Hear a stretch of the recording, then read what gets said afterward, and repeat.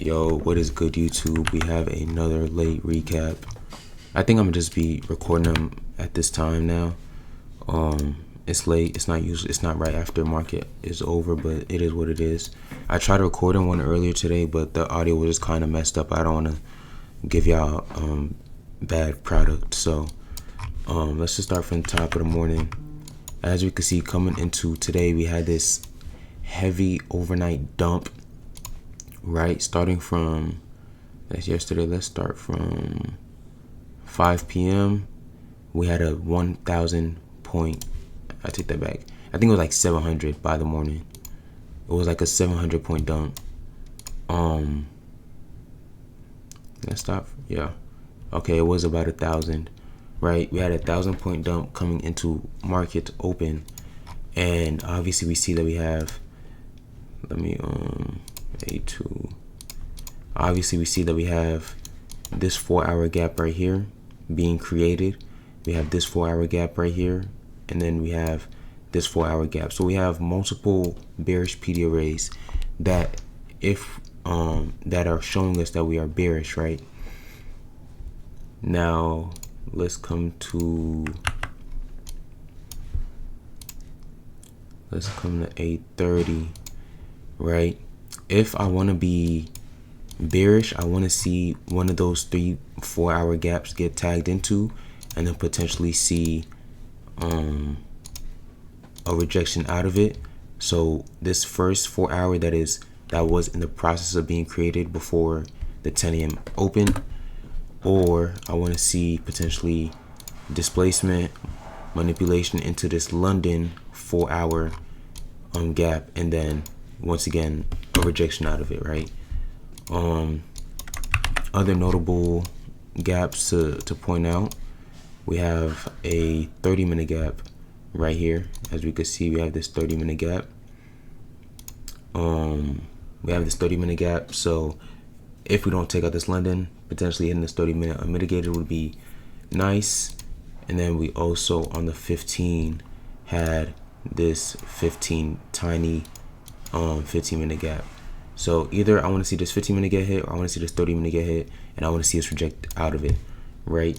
That's my game plan for today. Let me go ahead and delete this. So coming into today though, or let's start, I should say, from the top of the morning, 8:30. So we instantly manipulate down, and then we start tracing back up. I didn't see any bid here that I liked, so I was really just waiting, right? And here is automatically our first 4-hour gap, and it's pretty neat that we hit the gap at the 10 a.m. open, 10 a.m. Eastern, 9 a.m. Central. We hit the gap at the 10 a.m. open, so it's like now my first condition has been hit. I want to see, once again, displacement down, or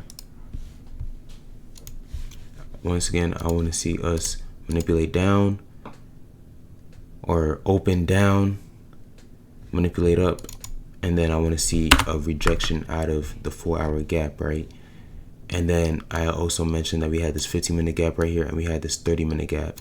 So potentially I can look for an entry trigger on this 15-minute gap, or I can look for an entry trigger on this 30-minute gap, right?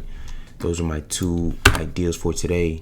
But at the end of the day, we are in the 4 hours. So if we hit neither and we left, I would also be fine with that, right? Now let's get here. We see that we create this bullish gap right here. That's one.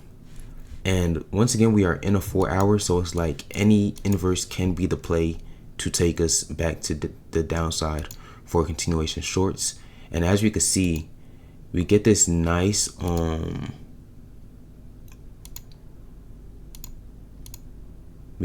pump fake right here. So let me just pause it right here. We have this 1-minute bullish gap, and then we have this gap right here. That is not a 1-minute gap. It is a 30-second gap, right? Is it? Am I tripping? Okay, yes, it is a 30-second. So if we look right here, we have our 30-second gap. And now we did have a initial inverse of this gap. I didn't like it at all. I thought it was too premature. You can sort of sniff when an entry is, or when it's a fake green light, I should say, you feel me? And I just didn't. And so I didn't end up taking this first play. But right underneath that initial 30-second, we had another 30-second right here.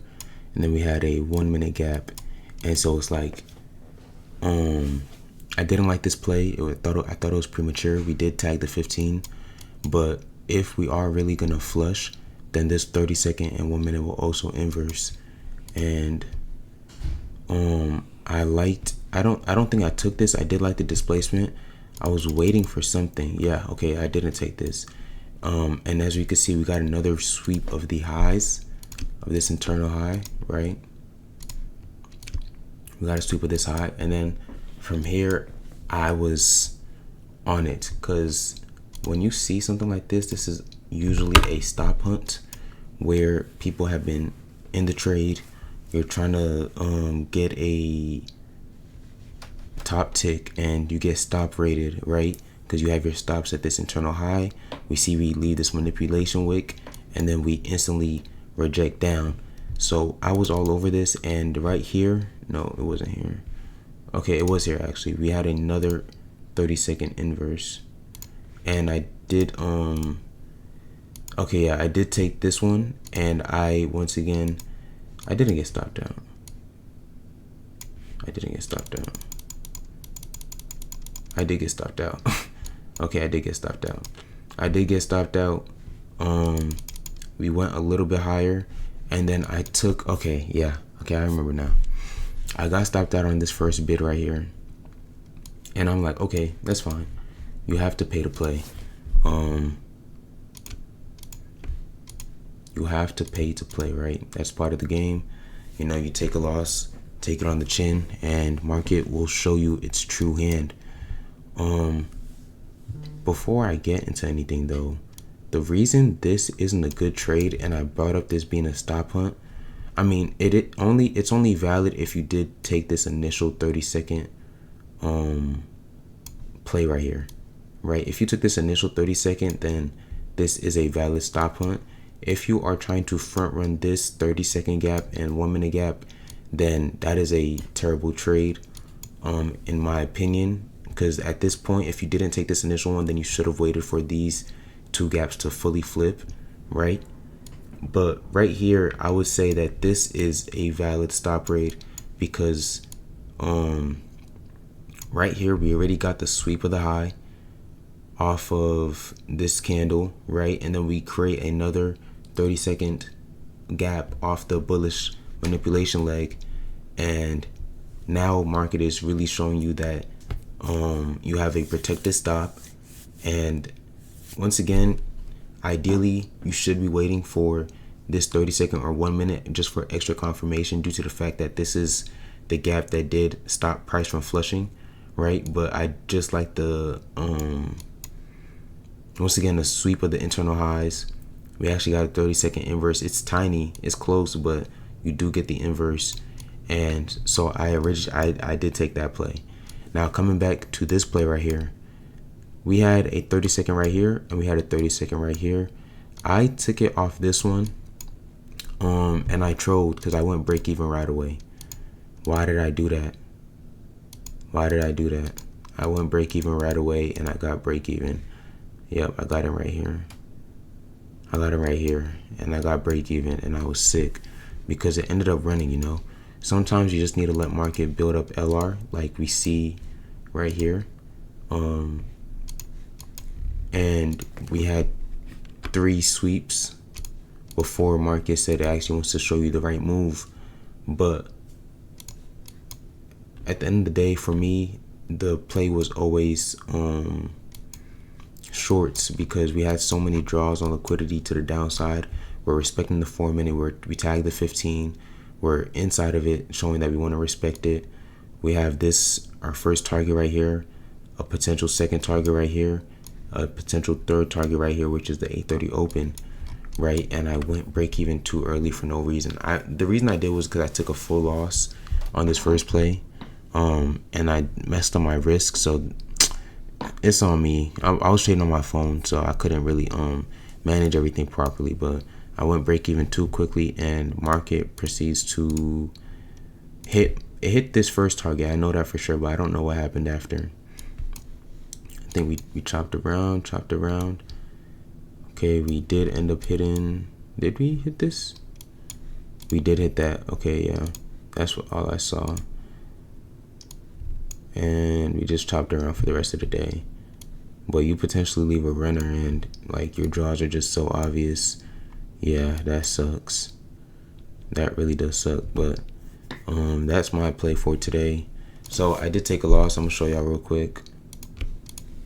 And this would be our last draw. Okay, we didn't hit this right here. Put this on the 1 minute. Let me show y'all real quick. Okay, we actually did end up hitting that last draw, unironically. That would have taken a little while though. I wouldn't definitely not have been in this trade for what is that like? What is that? That's 5 hours almost. But let me show y'all the loss for today. I don't know why it's blurry, but copy. Can I? Okay, I can. So this is the loss for today. Sucks. We're down 2,500 on the day. Took a full loss on one of my Lucid accounts. Didn't take a full loss on my Apex and 2 other Lucids, but it is what it is. And funny thing, I was supposed to mention it yesterday, but I was eligible for a payout and I decided not to take it because I went to wait for the max. You know, I'm not in a rush. I trust my process. I trust my discipline. I trust my my work ethic, you know, and I trust my ability to take clean bids. So I didn't take the payout. I think I'm probably no longer eligible after today's loss, but we still have 3 days left in the week. And hopefully we can close the week out good to, you know, take a payout on all of our accounts. But I hope y'all boys got a dub. If not, why not us? If not, keep grinding. If not, keep staying motivated. If not, adapt or die, you feel me? All right, y'all boys.